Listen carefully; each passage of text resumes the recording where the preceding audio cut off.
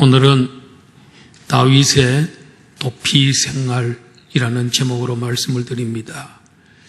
다윗은 나라를 건진 구국공신입니다. 그런데 그가 왜 도피 생활을 해야 했는가? 블레셋의 장군 골리앗의 목을 베고 이스라엘에게 큰 승리를 가져온 그런 귀한 사람, 백성들로부터 존경받는 사람, 또 사랑받는 그가 왜 도피 생활을 해야 했는가? 그것은 사울 왕이 그를 시기하고 질투했기 때문에 그렇습니다. 전쟁에서 승리를 거두고 개선 행진을 하면서 들어올 때에 사울 왕이 앞장서고 또 다윗이 뒤에 서고 군인들이 행진을 해서 들어올 때에 길가에서 환영하던 여인들의 노래 때문에 시험을 받은 겁니다. 사울은 천천히요, 다윗은 만만히로다. 사울이 수천 명을 죽였다면 다윗은 수만 명을 죽였도다. 이 노래에 시험을 받고 이 다윗이 이제는 이 왕권을 노리겠구나. 그에게 이제 돌아갈 것은 왕권밖에 없겠구나. 이런 생각을 하면서 경계하고 주의해서 주목해서 보기를 시작했다고 했습니다. 그리고 사울 왕은 어떻게 하든지 다윗을 죽이려고 딸 미갈을 결혼시켜주는 조건으로 다윗으로 하여금 블레셋 사람들의 표피 100개를 가져오는 조건으로 결혼 승낙을 했습니다. 그런데 이 다윗은 표피 100개가 아니고 삽시간에 200개를 표피를 베어서 가지고 왔습니다. 사울 왕의 그 음모가 무산이 된 거지요. 그를 전쟁에서 블레셋 사람들에게 나가서 표피를 베러 나갔다가 죽게 하려고 그렇게 계획을 세웠는데 그게 무산이 됐습니다. 그러자 이 사울 왕은 이제부터는 노골적으로 공개적으로 요나단과 그의 모든 신하들에게 다윗을 죽여라 하고 왕이 명령을 내리게 된 것입니다. 다윗은 사울 왕에게 잘못한 것이 없지만은 사울 왕에게 가장 미움을 많이 받았습니다. 심지어는 죽음의 협박을 많이 받았습니다. 성도들에게도 시련이 찾아옵니다. 크게 잘못한 것이 없는데도 고난과 시련은 찾아올 수 있습니다. 고난이 전혀 없는 성도는 이 세상에 한 명도 없습니다. 하나님은 고난을 성도들에게 허락하지만 그러나 하나님이 그와 언제나 함께 하시고 그 고난을 이길 수 있는 길을 주시고 그리고 그에게 결국은 복을 주시기 위해서 고난을 허락하는 것입니다. 성도라고 해서 만사형통한다. 그건 없습니다. 어려움이 있고 고통이 있고 언제나 고난이 따릅니다. 그 고난을 완전히 면제해 주겠다. 그런 건 없습니다. 그런데 하나님은 성도와 함께 하시며 그 고난을 통해서 하나님의 뜻을 이루어 가시며 결국은 성도에게 복을 주시는 줄로 믿습니다. 이 고난을 받아들일 줄 아는 수용할 수 있는 신앙이 그게 좋은 신앙이고 범사에 감사하는 신앙입니다. 내 생활 속에 언제나 역사하시는 하나님의 주권을 받아들이지 않고는 위대한 생애를 살아갈 수가 없습니다. 하나님은 항상 우리에게 복을 주십니다. 그런데 그 복은 때때로 이 고난을 통해서 올 때가 많아요. 그래서 고난이 변장된 축복이라 그러잖아요. 고난이 우리에게 올 때 어떤 때는 축복이 고난으로 변장을 해서 올 때가 있다는 것입니다. 그러므로 고난이 왔을 때에 우리는 범사에 감사할 수 있어야 합니다. 하나님은 다윗에게 큰 시련과 고난을 주셨지만 항상 이기게 하셨고 또 하나님의 뜻을 이루어가는 고난을 당할 그때는 잘 몰라요. 그래 다윗도 왜 내가 잘못한 것도 별로 없는데 왜 사울 왕이 나에게 이렇게까지 나를 죽이려고 하나 하면서 한탄하고 또 하나님 앞에 호소도 하고 그렇게 했는데 그때는 잘 모릅니다. 왜 고난이 오는지 몰라요. 그런데 세월이 지난 후에 자기가 왕이 된 다음에 그때서야 모든 것을 알게 되었던 겁니다. 자, 우리 성도들은 고난이 올 때 어떤 태도로 고난을 맞아야 되는가? 로마서 5장 3절 4절 여기에 보면은 다만 이뿐 아니라 우리가 환난 중에도 즐거워하나니. 이 성도들은 환난이 올 때 즐거워하라는 거예요. 기뻐하라는 거예요. 왜 그러냐면은 환난은 인내를 만들어낸다. 환난을 자꾸 당하다 보면은 이 맷집이 생겨, 맷집이. 그래서 단단하게 됩니다. 권투 선수가 수없이 연습하면서 매를 맞습니다. 그런 걸 통해서 강해지고 단단해진다는. 웬만한 펀치 맞아갖고 쓰러지지 않습니다. 그리고 그 인내가 강한 사람은 인내는 조금 지나면 뭘 만드냐면 인내는 연단을 그랬습니다. 거기에 이 연단은 이 다른 번역을 보니까 단련된 인격 그리고 연단된 인품 이 고난 환난을 당하면 인내력이 길러지고 계속 인내력으로 계속 버티다 보면은 단련된 인격이 나온다. 하나님께서 우리의 모난 인격을 하나 만져주시고 그 교만하면 교만을 꺾어주시고 또 열등의식을 가지면 열등의식 속에서 그 자부심을 갖게 하면 자존감을 더 높여주시고 하여튼 훌륭한 인격자가 되도록 그렇게 하나님이 다듬어 간다는 거예요. 그리고 난 다음에 나중에는 소망을 갖게 되는 희망을 갖게 된다. 그래서 이 환난을 당할 때 성도들은 이런 유익이 있습니다. 인내하게 만들고 단련된 인격을 소유하게 되고 그리고 소망을 갖게 되고 하나님이 우리에게 힘을 주시는구나.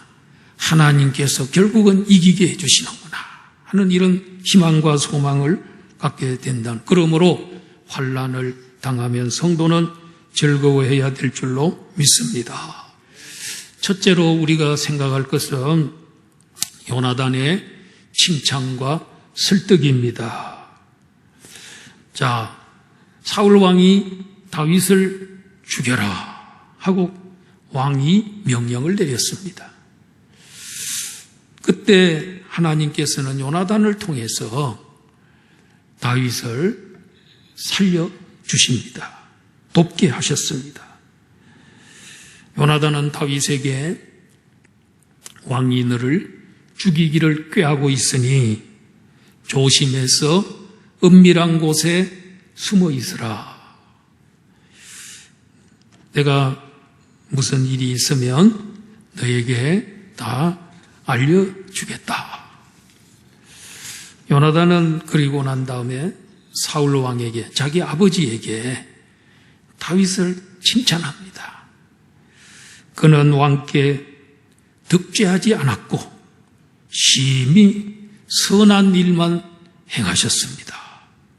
자기 생명을 아끼지 아니하고 골리앗 장군을 물리치고 이스라엘의 승리를 가져왔습니다. 그리고 다윗을 통해서 하나님께서 이스라엘에게 놀라운 승리를 주셨습니다. 그때 왕께서도 기뻐하지 않았습니까? 그러므로 다윗은 왕에게 잘못한 것이 하나도 없는 죄가 없는 사람입니다. 그러므로 무죄한 사람의 피를 흘리지 마십시오. 그를 절대로 죽이지 마십시오. 하고 다윗을 칭찬도 하고, 그리고 다윗에 대해서 칭찬하고, 그 다음에 그 아버지를 설득시켰어요.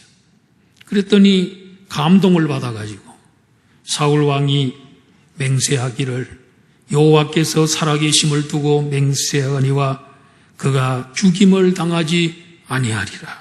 이 말은 내가 그를 안 죽이겠다, 죽이지 않겠다 하고 하나님께 맹세를 했다는 것입니다.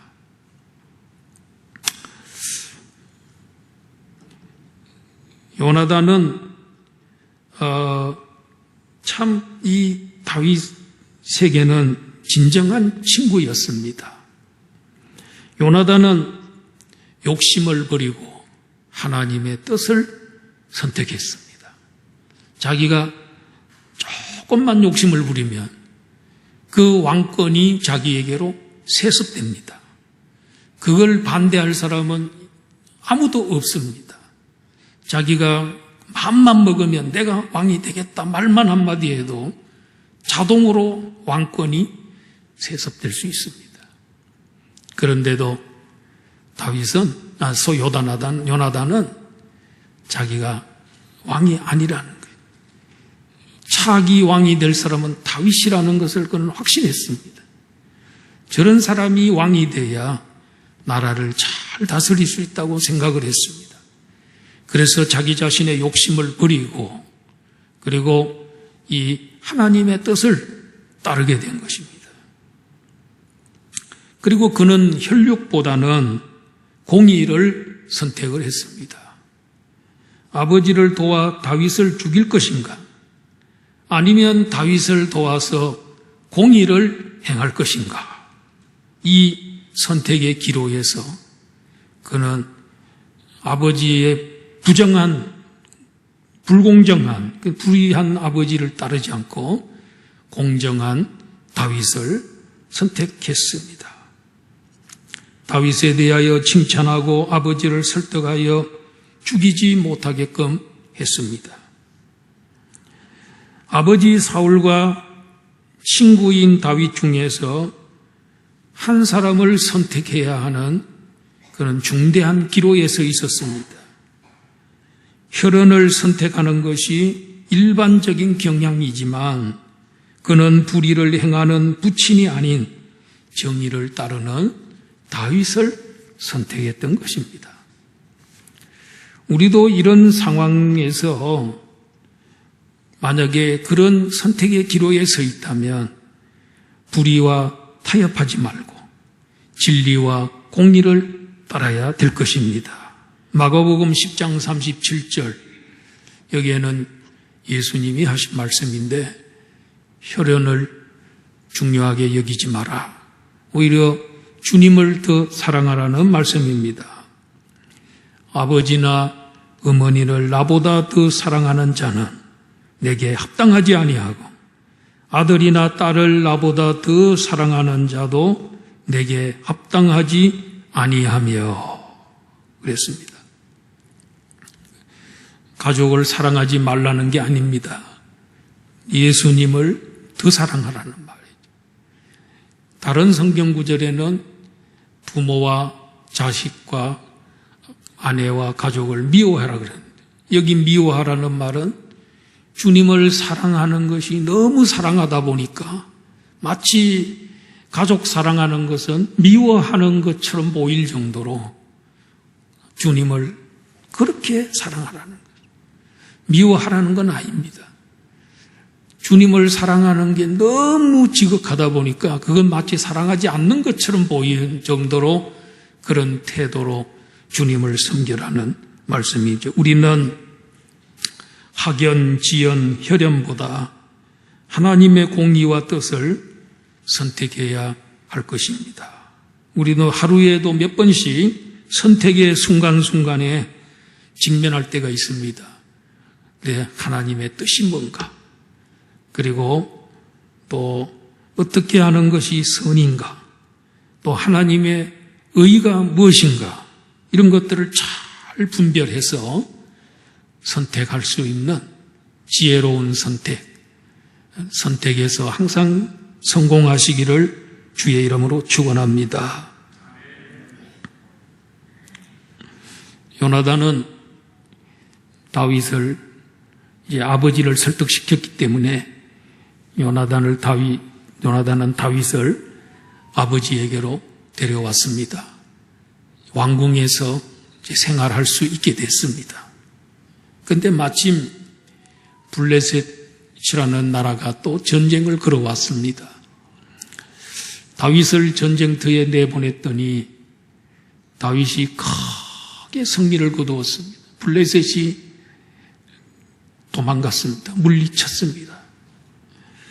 이걸 보면은 다윗은 사울 왕에게 미움받는 것 외에는 다 형통합니다. 전쟁터에 나가기만 하면 이깁니다. 그리고 모든 일이 다 형통합니다. 그런데 딱 한 가지, 사울 왕이 자기를 미워하는 것. 이 문제가 그에게 있어서 최고로 큰 문제였던 것입니다.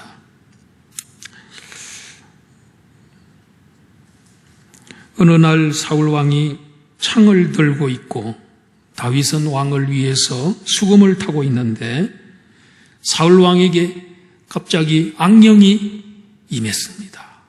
그러자 사울 왕이 들고 있던 창을 수금을 타고 있는 다윗에게 던졌습니다. 원래는 백발백중 죽을 수밖에 없는데 그때 하나님께서 피할 수 있도록 악령의 역사로 창을 던진 겁니다. 사람을 죽이려고 하는 마음을 품는 것은 성령님의 역사는 아닙니다. 악령의 역사입니다. 악령은 사람을 죽이려고 합니다. 할 수만 있으면 멸망시키고 죽이려고 하는 속성이 있습니다. 성령님은 살리는 영입니다.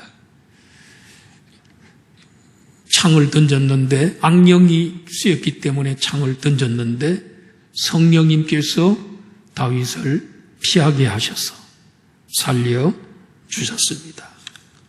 그래 그 밤에 그가 이제 도피를 하게 된 것입니다. 하나님이 돕는 사람은 아무리 창이 날아와도 맞지 않고 피하게 하십니다. 다윗을 통해 하나님의 뜻이 성취되기 되기 전에는 절대로 죽지 않습니다. 사람이 왜 죽습니까? 사명이 끝나면 죽습니다. 그러나 사명이 끝나지 않으면 죽지 않습니다. 무슨 일이 있어도 안 죽습니다. 오늘 우리가 이렇게 아직도 생명이 유지돼서 오늘도 주의 전에 올라오고 또 우리 같이 유튜브로 예배를 드릴 수 있는 것은 우리의 사명이 아직도 남아있기 때문에 하나님이 우리를 통해서 하고 싶은 일을 아직도 이루어가고 있기 때문에 하나님 우리를 생존하게 하시는 줄로 믿습니다. 다윗이 이제 창을 던지니까 도망을 갔잖아요. 어디를 가냐면 집에 도망을 갔습니다. 그랬더니 사울 왕이 전령을 보내서 다윗을 밤에 포위하고 있다가 아침이 되거든 다윗을 죽여라 하고 전령을 보냈습니다. 그런데 그 사실을 누가 알게 되면 다윗의 아내인 미갈이 그것을 알게 되면서 다윗을 당신이 이 밤에 도망가지 않으면 당신 죽는다. 그래서 창틀로 다윗을 달아내려서 다윗을 도피하게 합니다. 그리고는 침상에다가 우상을 가지고 와서 눕혀놓고 거기에다가 염소 털로 머리카락처럼 만들고 가발을 만들고 그리고 다윗의 옷을 입혀서 침상에 눕혀놨습니다. 그러면서 사람들이 다윗 어디 있냐? 다윗이 지금 병이 들어서 큰 병에 걸려서 있다. 그래 한번 확인해 보자 하고 들어가 보니까 그게 우상이었습니다. 이미 다윗은 빠져나간 상태였습니다. 이 미갈이라고 하는 이 다윗의 아내가 기지를 발휘해서 남편을 살려준 겁니다. 네. 참 이 골리앗, 이 사울 왕을 보면은 참 나라를 구한 사람, 자기의 사위, 그리고 자기에게 선한 일만 행한 그 다윗을 어떻게 하든지 죽이려고 하는 이 마음은 이 악령이 주는 마음입니다. 악령은 다윗을 죽여야 했지만은 성령은 살려주셨습니다. 부부간에도 보면은 여러분 이 평소에 부부간에 참 잘 많이 싸우는 가족들이 있잖아요. 늘 붙어서 싸우고 티끌티끌 싸우고 그런 부부도 남편이 다른 남자하고 어떻게 하다가 싸움이 붙었어요. 그러면 그 마누라가 아내가 누구 편 들까요? 그렇게 평소에 싸우고 다투는 안면이 싹 바꿔가지고 저쪽 남자를 막 대항하고 싸우고 달려듭니다. 적극적으로 남편 편에 속합니다. 이걸 보면 평소에는 싸움도 좀 하고 그렇지만은 결국은 일심동체구나, 한 몸이구나. 그리고 결정적인 순간에는 남편 편에 서는구나 하는 걸 알게 됐죠. 일본에서 지금 도쿄에서 올림픽이 열리고 있습니다. 그런데 우리나라 선수가 경기에 나가서 싸우고 있습니다. 여러분 우리 국민들 한 사람도 예외 없이 우리 선수 응원합니다. 여당도 야당도 그렇게 싸우다가도 하여튼 올림픽 경기에서 우리 편 선수가 싸우면 우리 편 선수 다 이기라고 응원합니다. 한 사람도 예외가 없습니다, 여러분. 이걸 보면 결국은 한 민족이구나. 우리 대한민국 국민이구나. 우리는 하나구나 하는 것을 그런 결정적인 순간에 우리는 알 수가 있습니다. 그래서 너무 미워할 필요가 없습니다. 그리고 서로 너무 갈등하고 또 대립해서는 안 된다고 봅니다. 세 번째로는 라마나요세 성령의 역사입니다. 다윗이 이제 그 집에서 창틀로 빠져나와서 어디로 갑니까?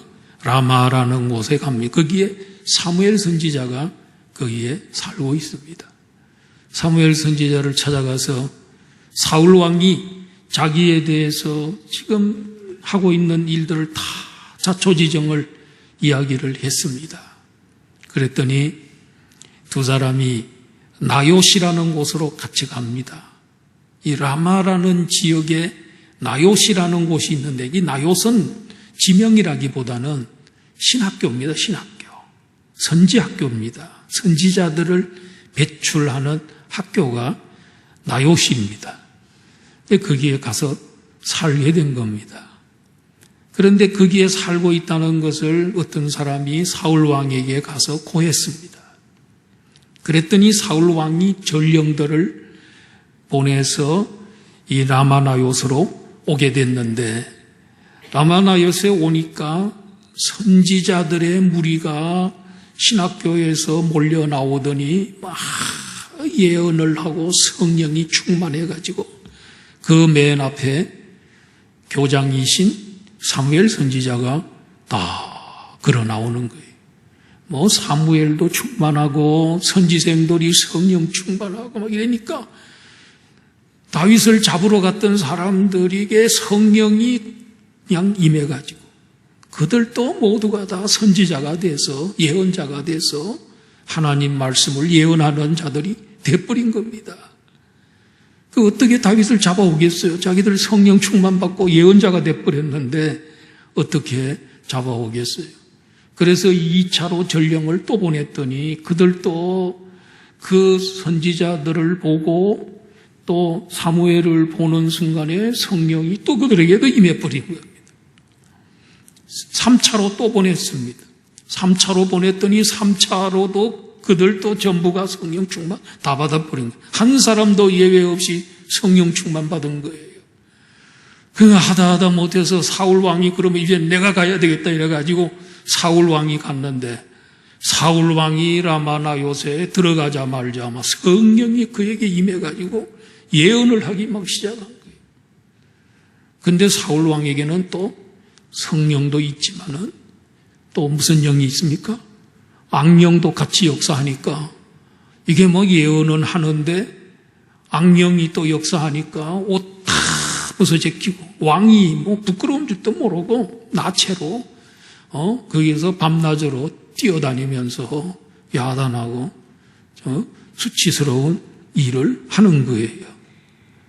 옷 벗고 수치스럽게 하는 거는 악령의 역사고 예언을 한 것은 성령의 역사고 이게 성령 받을 때도 사람이 바탕이 좋아야 돼.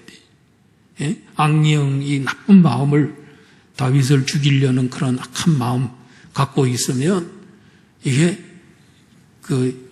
별로 역사가 많이 좋은 유익을 얻지를 못해요.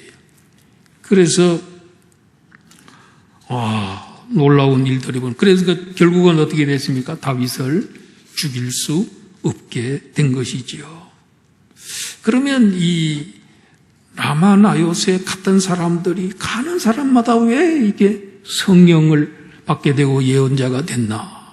그것은 여기 잘 보니까 선지자들의 무리가 예언하는 것을 보고 또 사무엘 선지자를 보는 순간에 그 놀라운 광경, 은혜로운 광경, 그죠? 그들의 그 충만한 모습을 볼 때 성령이 그들에게도 임하더라. 우리도 은혜 받으려면 좋은 것을 보고 있어야, 놀라운 광경을 보고 있어야 은혜 받는구나. 은혜 받는 곳으로 가야 되는구나. 라마나요스 신학교는 은혜에 충만한 신학교, 거기에는 성령이 역사하는 신학교. 여러분 우리들도 보면 클컬할 때 은혜 받으러 가야 되는데 어느 기도원으로 갈까? 옛날에는 하늘산 기도원. 여하튼 여기만 가기만 하면 뭐 다 성령 충만 받고 은혜 받고 오잖아요. 요 갈멜산 기도원도 아주 건전한 좋은 기도원이 오살리 기도원. 옛날에 우리나라에 삼각산 기도원, 하늘산 기도원. 뭐 기도원이 주로 산에 있잖아요, 주로. 이런 곳에 가면 은혜 많이 받고 온다고요. 여러분 1960년, 70년대에 우리 한국 교회들마다 성령 충만했어요. 그때는 철야 기도하면 금요 철야 그러면 금요일 날 저녁에 한 9시나 10시에 시작해가지고 다음날 토요일 날 새벽 기도할 때까지 기도하고 찬송하고 말씀 듣고 이러다가 땡땡 치면 5시 새벽 기도 그때 드리고 우리 왔잖아요. 참 그런 경력이 있습니다. 그런 훈련이 돼 있는 사람 우리들이 옛날에는 그때 우리 한국교회 대단했잖아요. 그래서 간판만 걸면 교회에 몰려왔잖아요. 지금은 그 열정 많이 사라졌습니다. 은혜가 있는 우리 총신대학 신학대학원도 참 은혜가 있는 곳이죠. 지금도 사당동 총신 그 뒷산에 밤이 되면 기도하는 사람 많다 그래요. 양지 뒷산에서 기도하는 사람 많다 그래요. 계속 이어져 오는 거예요. 은혜가 있는 신학교예요. 능력 있는 신학교라는 거예요. 이렇게 좋은 것을 볼 때, 하나님이 행하시는 놀라운 광경을 볼 때 능력을 받는 거, 우리도. 오늘 여러분도 여기 올라온 것은 하나님이 하시는 놀라운 일을 보기 위해서 올라온 거예요. 우리 예배 시간에 하나님이 가장 역사하는 시간, 강력하게 역사하는 시간이다. 하나님께서 일하고 계시는 이 시간이 놀라운 시간이에요. 할렐루야. 그렇기 때문에 이 예배 시간 자꾸 올라와야 돼. 동영상을 보든지 하여튼 봐야 돼요. 예배 광경, 이 하나님이 축복하는 이 광경, 하나님이 예배 받으시는 이 놀라운 광경을 볼 때 그런 걸 봐야 돼요. 은혜 떨어지는 거 보지 말고 은혜 오는 걸 봐야 돼요. 그럴 때 역사가 일어납니다. 여러분, 이 엘리사가 이제 엘리야 선지자가 죽을 시간이 됐잖아요. 그러니까 끝까지 쫓아와가지고 선생님 죽으시기 전에 선생님의 그 능력, 성령의 능력에 갑절의 영감을 저에게 주세요. 끝까지 쫓아온 거예요. 그러니까 참 어려운 걸 네가 구하는구나. 그러나 하나님께서 나를 취하여 하늘로 올라가는 그 놀라운 것을 네가 보고 있으면은 능력을 받지만 보지 않으면 못 받는다. 그래서 열왕기하 2장 10절, 열왕기하 2장 10절 여기 보세요. 이르되 내가 어려운 일을 구하는도다. 엘리야도 대단한 능력을 행한 사람인데 그거의 2배의 능력을 달라 그러니까 네가 참 어려운 것을 구하는도다. 그러나 나를 내게서 데려가시는 것을 내가 어떻게 하면? 보며 그 하나님이 데려가는 걸 볼 때 역사가 일어난다. 그 일이 내게 이루어지려니와 그렇지 아니하면 이루어지지 아니하리라. 그래가지고 그 말이 끝나자마자 하나님의 불병거와 불수레가 엘리야와 엘리사 사이를 딱 갈라놓고 그 다음에 회오리 바람이 확 불더니 회리바람을 타고 엘리야가 승천하고 엘리야는 죽음을 보지 아니하고 하늘로 올라간 거예요. 그러니까 불병거와 불말을 보고 하나님의 불병거 불수레를 보고 회리바람이 일어나서 엘리야가 타고 성천 올라가는 놀라운 광경을 보고 있을 때 갑절의 능력이 온 겁니다. 할렐루야. 그 능력이 확 온 거예요. 그러면서 엘리야가 자기 겉옷을 떨어뜨려요. 겉옷이 털로 내려옵니다. 그래서 엘리사가 원래는 겉옷은 뭐냐면 제자를 승계시킬 때 스승이 제자에게 승계식을 할 때 옷을 벗어줘요. 겉옷을 벗어줘요. 그래서 그 겉옷을 가지고 요단강을 치니까 요단강이 갈라지는 역사가 일어나요. 능력이 임한 겁니다. 여러분. 놀라운 광경을 보고 있어야 돼요. 여러분, 우리 성경 통독 여기 했는데 성경 통독 이제 85일째인가요? 오늘이 그렇게 됐는데 이제 그냥 15일밖에 안 남았잖아요. 근데 어떻게 하든지 그걸 완수하려고 성경을 어떻게 봐야 되잖아요. 이 성경 속에 놀라운 일들이 다 여기 들어있어요. 놀라운 일 중에 놀라운 일들은 여기 다 들어있어요. 그러니까 자꾸 보면 은혜가 오고 그 다음에 감동이 되고 순종하고 싶은 마음도 생기고 하나님께 헌신하고 싶은 마음도 생기고 은혜 받잖아요. 은혜 받아. 이게 얼마나 중요한 건지. 그래서 여러분, 이 마가의 다락방에 120명이 모여서 예루살렘을 떠나지 아니하고 주님께서 약속한 성령 받기 위해서 기다리고 있었는데 열흘 동안 그 자리를 떠나지 않고 전혀 기도에 힘쓰고 있었을 때에 열흘 되는 날, 바로 오순절날 그날에 바람 소리가, 태풍 같은 바람 소리가 들려오고 그 다음에 눈으로 120명이 딱 보니까 하늘에서 불이 내려온, 불이 각 사람에게 임하는 놀라운 광경을 보게 된 겁니다. 그럴 때 그들이 다 성령의 충만함을 받고 한 명도 예외가 없어요. 은혜 있는 곳으로 가야 돼요. 하나님이 역사하는 걸 봐야 돼요. 그때 역사가 일어나는 거고 충만함을 받는 겁니다. 성경 구절 한번 사도행전 2장 3절 4절 여기 보니까 마치 불의 혀처럼 갈라지는 것들이 그들에게 보여. 그 120명이 성령이 임하는 불의 혀처럼 역사하는 광경을 다 본 거예요. 그랬더니 그들이 다 성령의 충만함을 받고 성령의 말하게 하심을 따라 다른 방언으로 말하기를 시작하니라 그랬잖아요. 자, 이게 얼마나 중요한 일인지 모릅니다. 다윗을 이번에는 어떻게 살렸습니까? 라마나옅 성령의 역사 때문에, 라마나옅의 신학생들의 성령의 충만함 때문에 다윗이 죽지 않고 살아나게끔 해주셨습니다. 하나님이 다 그때그때마다 사람들을 세워서 피할 수 있는 길을 허락해 주셨습니다. 마지막으로 20장 1절에서 42절 전체 내용은 요나단이 다시 다윗을 살리다 이런 제목입니다. 자, 라마나옅에서 도망을 쳐서 누구를 만나냐면 요나단을 몰래 만나게 됩니다. 요나단을 만나서 하소연을 합니다.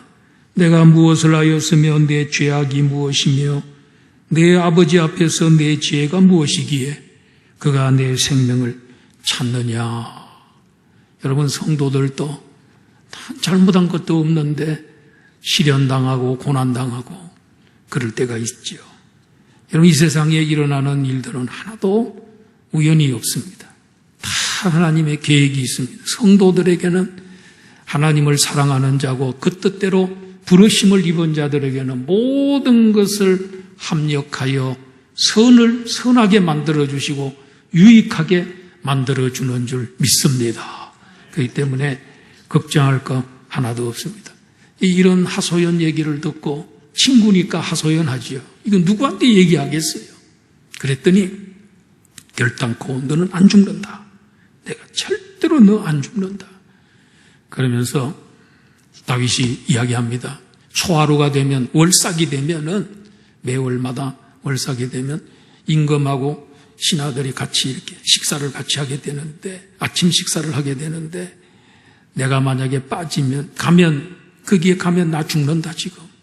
그러니까 내가 참석 안 할 거니까 왕이 묻거든 베들레헴의 가족들과 함께 제사를 매년 제사 드리려고 갔다 그래라. 그렇게 이제 짰습니다.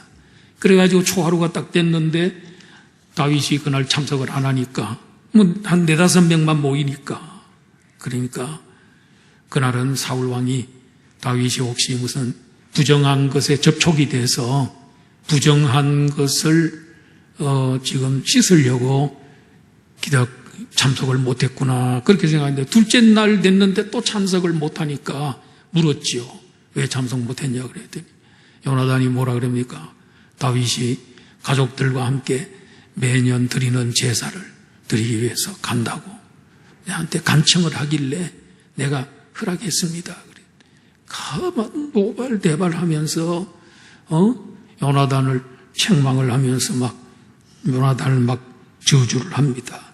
그래놓고 그래서 창을 들고 요나단에게 던졌는데 요나단도 또 창을 피할 수 있었습니다.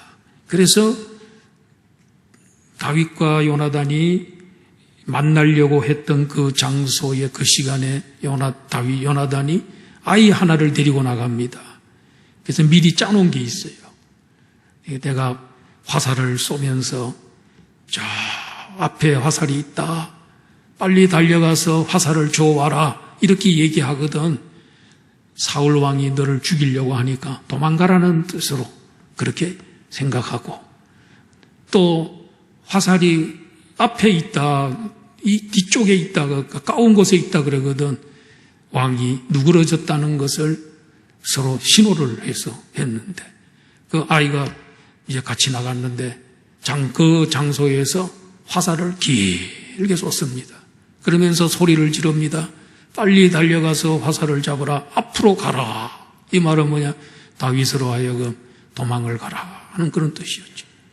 그래 아이는 그것도 모르고 화살을 쥐어가지고 집으로 돌아오고 다윗이 저 바위에서 틈에 숨었다가 일어나더니 요나단에게 3번 절을 하고 그래 두 사람이 만났습니다. 거기서 만나가지고 서로 입 맞추고 서로 울고 그래서 다윗이 더 크게 울더라.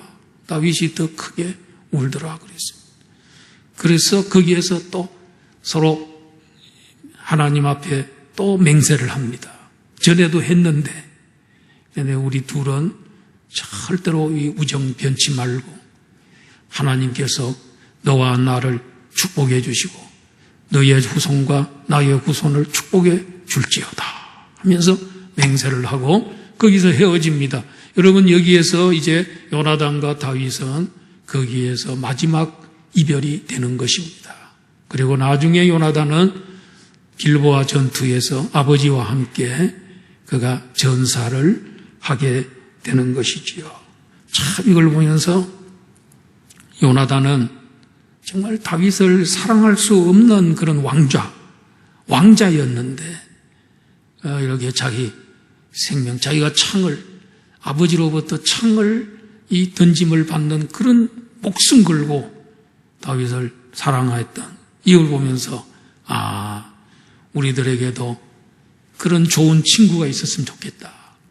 우리들은 여러분 요나단보다도 더 좋은 친구가 우리들에게 있습니다. 하늘 영광 보좌를 다 버리고 이 땅 위에 오셔서 세리와 죄인들의 친구가 되어주시고 오늘 우리들의 죄인인 우리 하나님의 원수였던 우리들의 친구가 되기 위해서 십자가를 지시고 그리고 3일 만에 부활하셔서 저 하늘 보좌에 앉으시고 하늘과 땅의 모든 권세를 소유하시고 무슨 명령을 했습니까?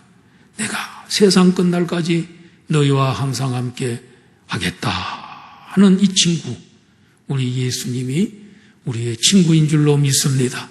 여러분 우리의 친구 예수님 때문에 우리는 절대로 죽지 않습니다. 멸망하지 않습니다. 요한복음 15장 15절입니다. 여기 보면 예수님이 하신 말씀입니다. 이제부터는 너희를 종이라 하지 아니하리니 종은 주인이 하는 것을 알지 못함이라. 너희를 친구라 하였노니 내가 내 아버지께 들은 것을 다 너희에게 알게 하지. 친구 사이에는 비밀이 없어야 되잖아요. 예수님은 이 땅에 오셔서 우리를 종으로 여겼다면 예수님이 가지고 있는 비밀이나 계시를 안 가르쳐 줬겠죠. 그런데 다 알려주셨다는. 그런 너희들은 나의 영원한 친구다. 나의 영원한 친구야. 예수입니다. 예수님 우리의 친구가 되기 위해서 십자가를 지시고 죽으셨습니다. 대신 죽으셨습니다. 세상 끝날까지 항상 함께 하겠다. 그리고 이 세상 끝나면 우리를 아버지 집으로 데리고 가서 영원히 함께 사는 우리의 형님이 되는 줄로 믿습니다. 우리 예수님, 우리의 친구입니다. 예수님 더 사랑하시고 그분이 우리를 사랑하는 만큼 우리도 마음을 다하고 뜻을 다하고 성품을 다해서 우리 친구 예수님을 사랑하고 그분에게 순종하고 충성해야 될 줄로 믿습니다.